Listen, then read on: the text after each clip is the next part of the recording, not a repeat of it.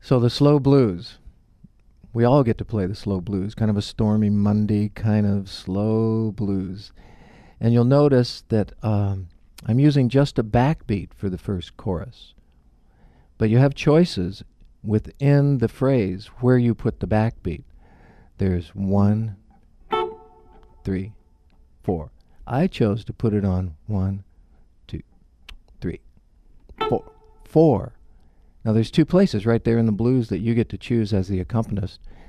What do I want to set up for the solo?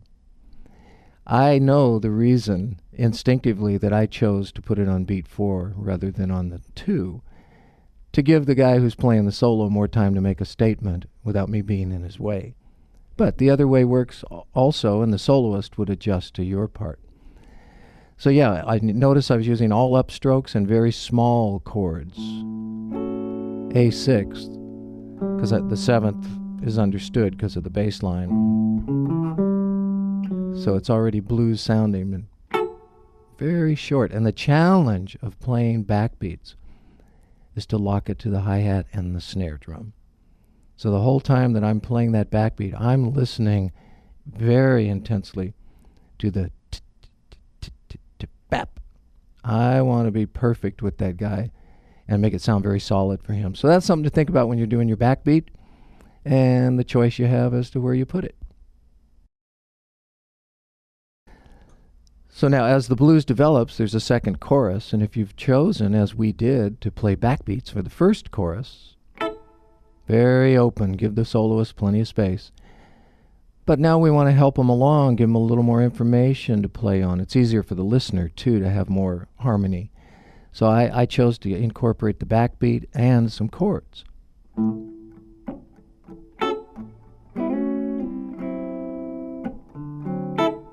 Little bit more harmony for the guy to play his solo off of, but still trying to accent that backbeat, which is what was established on the first chorus, you know. And on the walk-up,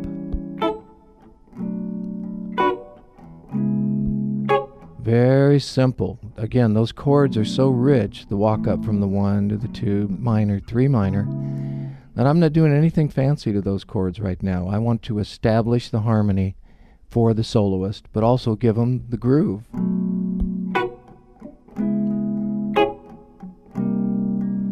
So yeah, you can develop right off of your first chorus, the backbeats, second chorus, add a little harmony to it, and keep developing. The more choruses the guy plays, the more choices you have to help him out. Now in the third chorus, I really expanded the harmony. And the reason for that, obviously, is just to give the soloist more things to think about. So that first chord on the downbeat, where it's normally A7th for this blues, I immediately gave him a sus chord. Then I resolve it to get to the 4 chord. I know as a soloist for many years, when I hear a new sound like that, it forces me or allows me or entices me to play something different. Oh, against that chord, I'm happy. So yeah, another one is I started to get to the 4 chord. I think I started using a half step above approach. And again, just for the interest, to let the soloist have a little more information to play off of. And then coming back, we did actually coming back, I think I did a 1-6-2-5, which is F sharp 7, sharp 5, flat 9. Then the next chord is the B. I made it major. I went from F sharp. Down we're going to the 5 chord, and I made it a +5 chord.